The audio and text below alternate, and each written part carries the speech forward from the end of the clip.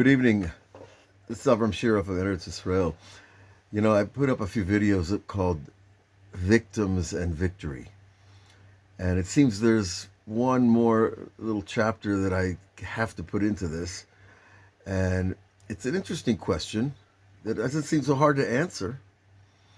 What happens when it becomes profitable to be a victim?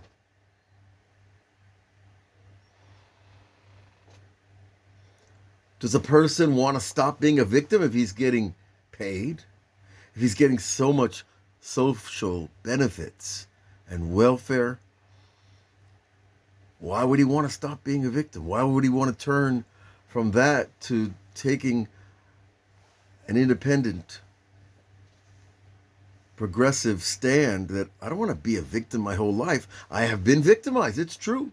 Millions, maybe hundreds, billions of people on this planet have been victimized. But do I spend my whole life a victim because of some other person's behavior? And when you're religious and you add the God factor into your providence, we understand that, well, if I believe that he's a good God, then I got to believe that whatever was done to me was part of something bigger than I see and more than I understand. And so it hurts to be a victim, but ultimately as a Jew, who have been the most victimized people in the history of the earth, that it doesn't prosper us to be victims long term. The opposite of getting paid, we get stomped on every time we go somewhere and take the victim status. And yet, over here across the valley, Hamas has become an institutionalized center of victimhood. And they use the Palestinian people as their platform. But we know that the Palestinian people poured through those gates on October 7th with weapons, with their children, with their cameras, to pillage and plunder after the first wave of terrorists came in with their M16s and their RPGs. What's going on here? But if I know my paycheck's coming from Iran and it's coming from Hezbollah and it's coming from the EU and it's coming from other organizations, why would I want to stop the war? I'm getting paid. Now they can say, Avram, come on, these people want a country here. They had a chance to have a country in 47. They had a chance to have a country under Ehud Barak in 99. They had a chance to have a country with Jimmy Carter. Every single chance, they don't take the chance. Because they're really not indigenous people. As a unit, as a nation, as an identity. In other words, I'm a Jew. I was born a Jew. There's nothing I can do about it. But I know my grandfather, my great, etc., all the way back the tree of life was Jewish. Our family, we have documentation. However, we rally around the idea of being a chosen people to live and learn and teach the Torah. And by setting an example of how a holy society works, hopefully the rest of humanity gets the picture and says, well, if we're going to succeed, we better follow some of these rules. And a lot of humanity has tried throughout history, through the Ten Commandments, through various other religions that took our teachings and benefited, but then perverted it. But if I try to form a country around the identity that we're the victims of them, how does that bond the people? Does that bond the people? That our fathers and grandfathers didn't accept the offers that were given to them for their own land. And no one seems to mention this. And everybody mentions the same thing in the Israeli spectrum of politics. There's the Hamas is the bad guys and the Palestinians are innocent. But on October 7th, they proved that they're not innocent. Now, we're not talking about, newborn babies, but if you see the educational films that they release of them teaching their children that they need to kill Jews and it's worth dying for to kill Jews, and you just look at the videos, and if you haven't seen them, that's not an excuse not to look for them and find them, because they're out there. So the Palestinian people have been co-opted by Hamas, it's true. But they bought the package that it's profitable to be a victim, and I want to fight and fight and fight. Because I still, I get what I want, which is status and power in their twisted system and hierarchy of the Hamas.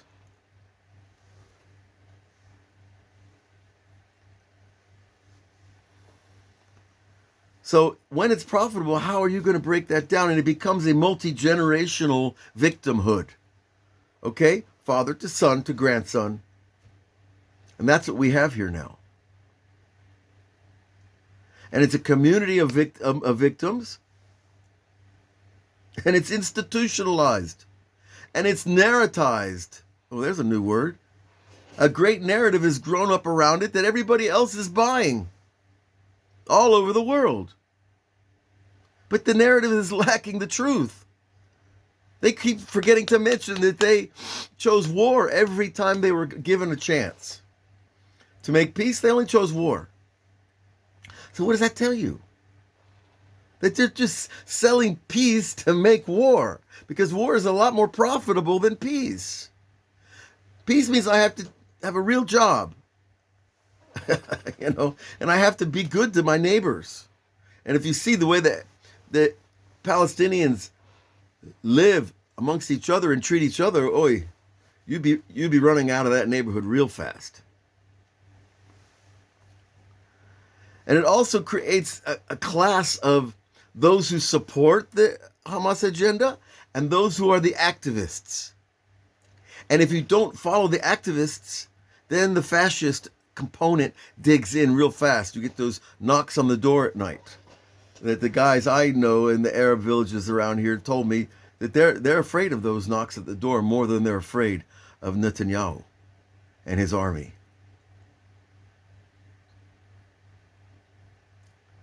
Now, what we see over the history of a victim, whether it's an individual or a nation, ultimately they self-destruct. Thank God. And this war will be won by the Jews in one fashion or another, but it will be a heavy price. It already is a heavy price, obviously. But we see in the past a very interesting thing.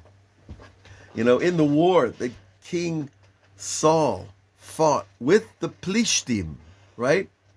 The Philistines, if you want to translate it to the biblical sense. In the final war that he fought, he consulted with a necromancer. Now, a necromancer is a person who consults the dead. They draw souls back out of heaven or out of hell, wherever you have power, and they give information. And Saul went to seek a magician, an occult practitioner. She's called the Witch of Endor. You can visit the spot, if you go up to the Galil. Now, what's a problem here is that the king himself made a law against doing this.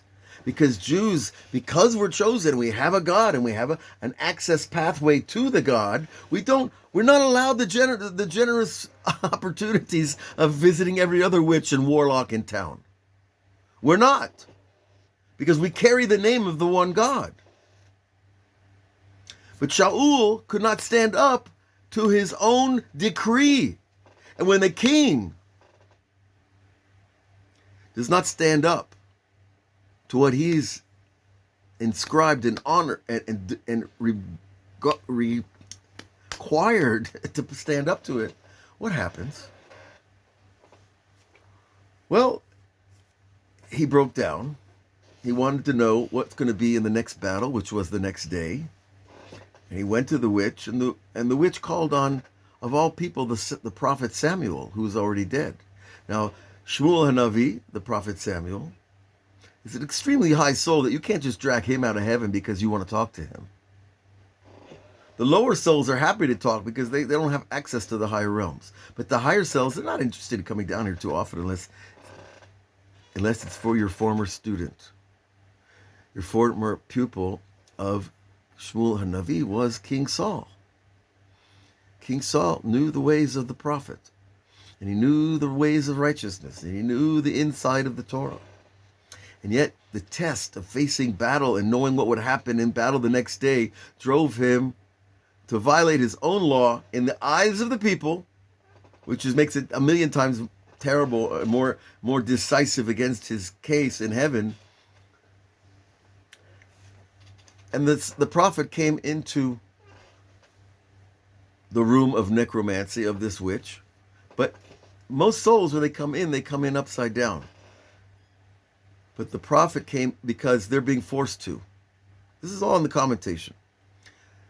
But Shmuel Hanavi appeared head side up, right side up, indicating that he came by his own will and not because the witch was, whispering names and burning incense and trying to invoke the presence of a soul. And Shmuel got the word, I'll see you tomorrow. And he didn't say, you're going to die in battle. The prophet just said, I'll see you tomorrow. Meaning, you're going to come up to heaven tomorrow. Meaning, you're going to die tomorrow.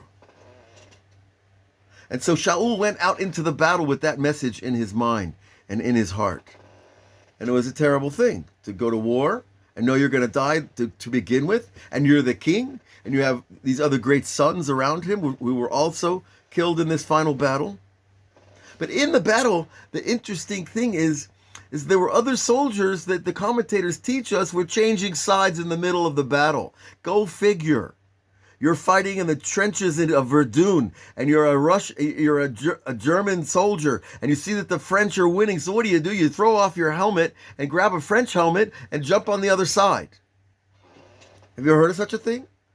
It was not so uncommon in the ancient days because a lot of the warriors, the soldiers were mercenaries, and they were out there to get paid.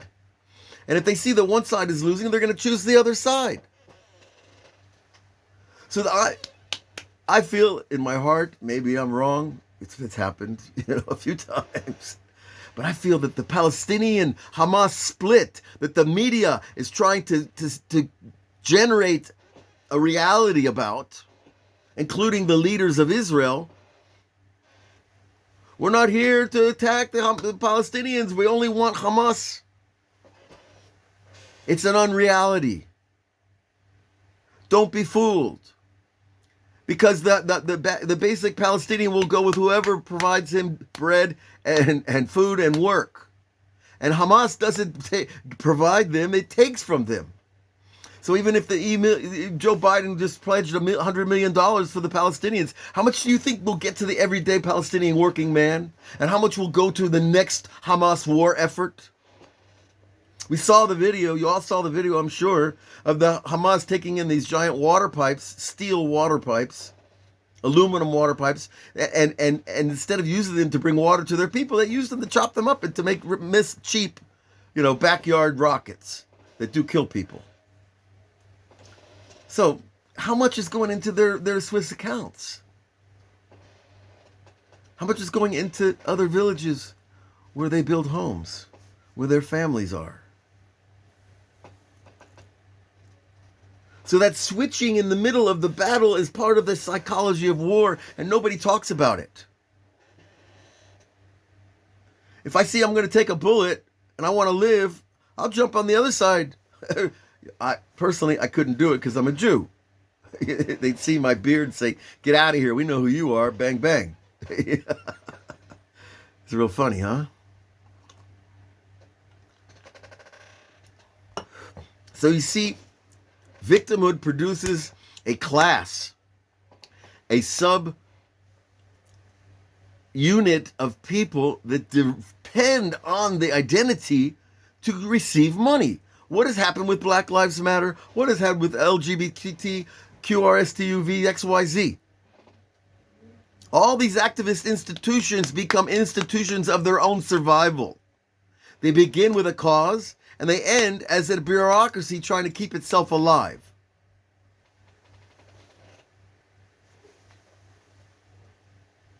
And because of this, they all self-destruct in the end, because they lose the moral authority of their cause. That is a sentence we need to drill into our brain. There must be moral authority of a cause to claim a victory. And if I don't have the moral authority of my cause, then I need to get out of the battle. And globally, it's happening everywhere. You know, just this morning, Taimanites, the Yemenites, it's Taiman in Hebrew, they declared war on Israel. Like, give me a break. You don't have enough war with the Houthis? And across the, the Red Sea with the Ethiopians, the Sudanese? Is it just a Shia-Sunni thing? No, it's an Arab-Jewish polyglot. Well, that's a great word. Of people joining together for the sake of a victory that they smell profit. They smell a false vision of themselves. As if Yishmael is really supposed to rule the world. Are these people fitting to rule themselves? Clearly, the Arabs I know here all say the same thing.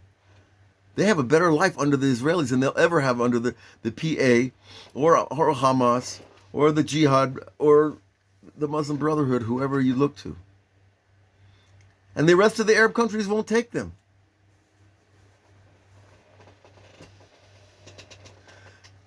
So whoever the Palestinians are, they've cast themselves into the role of the victim. They've institutionalized it with a narrative. They keep blasting the narrative instead of and pay attention to the facts. And they produce victim consciousness in their children and grandchildren. And they will never have their own country because they can't. They don't have the consensus built on a moral authority. Their only consensus is that they all want to kill Jews. Even the Nazis had this bogus moral consensus in their mind. They were superior. They were Aryans, which, by the way, the word Aryan comes from Iran. And they're related in the genealogical tables of the Torah. Even the Germans believed in their own genetic superiority, and that gave them the right to make a racial distinction between themselves and everybody else. But the Palestinians, they don't even need the racial distinction, the superiority of their position, because they have none. The Germans had a great superiority in science, in the sciences, the hard sciences especially. But that doesn't mean they have the moral authority in heaven. And without moral authority, no side wins, except the people that are trying to survive. The aggressor cannot aggress. In the Torah law, we have to have a national agenda with all our judges voting to allow the army to go to war for any other reason besides self-defense. If the king says, no, I want to go attack that country because I have a personal agenda, no, that's not going to pass. Or because they have a gold mine that I want. No, that's not going to pass. You have to produce evidence to justify your war to the judges of the Torah, the rabbis that decide. Nobody could just go out and start a war, according to the Torah.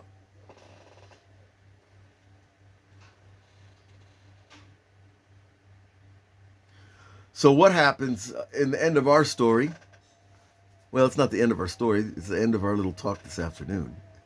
Yeshua ben Nun, Joshua has to come in and replaces Moses to bring the people into the land, to cross the Jordan River, to do the miracles he did. A little bit with God's help, I think. It's like he did the miracles. God does miracles through us. if we're good boys and girls. And Joshua was. But every single time he went to battle with 31 kings, he was commanded to wipe all of them out. Why? You read it, it seems like the most brutal people who ever lived. But God was not doing it as for revenge on those tribes, but even though they all worshipped idols and they all did very evil things in terms of with their children and with their economies and etc. I don't want to get into it. Disgusting. So there has to be a line, and the line was nobody can exist from those people. For the Jewish people to be Am Levadad Yishkon, to be a special people that dwells alone. It doesn't mean we don't have interaction, but when it comes to our everyday lifestyle, the Jewish people have an obligation to keep the Torah in order to show the world that the Torah is the way to run a society. But as long as our society is mixed in with all these tribes here, we're never going to be able to reach that pinnacle of moral authority. And by moving out the other tribes, they created a clean space. They burnt the trees that they worshiped. They broke the altars that they used for their sacrifices to their demons and false gods. They had to clean the land, the spiritual atmosphere, which of course is the psychic climate. The climate of the brain is your psychic realm that must be cleaned. And all of us have to do that work individually.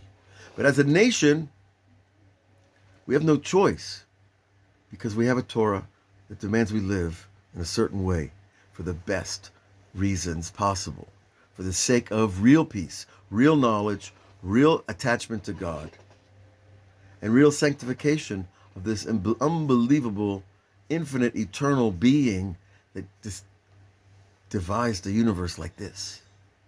And we want to serve him. And I invite all of you to make that exploration. Who do you want to serve? You want to serve Hamas? The people in Palestine have learned what that means. And they've become part of it. So we should all be blessed and protected from the wrong choices. Who we serve and who we follow. A man was created to serve God, no other man. God bless you all. We'll see you again.